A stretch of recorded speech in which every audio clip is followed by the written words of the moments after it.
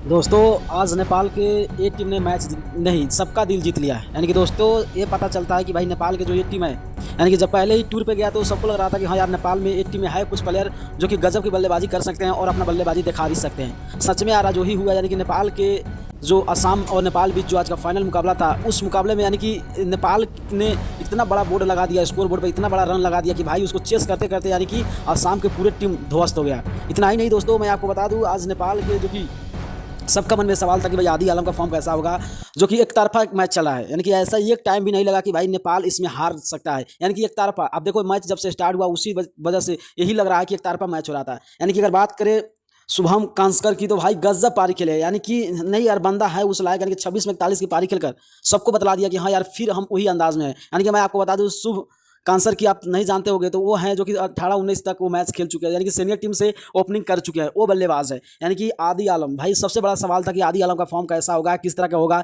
तो मैं आपको फाइनली बता दूं दोस्तों, आदी आलम को एक टीम में जाने से कोई नहीं रोक सकता, क्योंकि जब एक टीम में उतना ज़्यादा प्रदर्शन कर रहा है तो भाई सीनियर टीम में उनको आने से कोई नहीं रोक सकता, और इसका ऊपर निर्णय भी चलेगा। और उसके बाद करें संदीप जोरा, भाई संदीप जोरा इस टूर्ना मैच में सबसे हाईएस्ट रन टेकर थे। यानी कि इतना जबरदस्त रन बना रहे थे भाई, ऐसा लग ही नहीं रहा था कि संदीप जोरा कि वो बल्लेबाजी कर रहे हैं। भाई उनका स्ट्राइक रेट कभी भी देखो आप 100-150 से कभी भी नीचे नहीं आया। तो आप सोचो इस तरह की बल्लेबाजी होना भी चाहिए। और सबसे बेहतर आदी आलम, यानी कि गजब किया, गई गजब किया। और इतना ही नहीं, आदी आलम के साथ साथ विवेक यादव भी प्रदर्शन बहुत अच्छा था, अनिल कुमार शाह का भी प्रदर्शन था, थोड़ा बहुत अच्छा था। तो मगर आने वाले दिन में उनका भी प्रदर्शन अच्छा हो सकता है। तो मैं तो यही बोलूंगा कैन से कि उनको ज़्यादा ज़्यादा प्रेस्टी मैच कराया जाए, और ऐसा प्रेस्टी मैच अगर होता है ये टीम का, तो भाई सीनियर टीम में जाने से ऐसा कोई नहीं चूक सकता। तो आपका क्या लगता है, आप लोग इसके मैच जीतने पर आप क्या रिएक्शन देना चाहेंगे?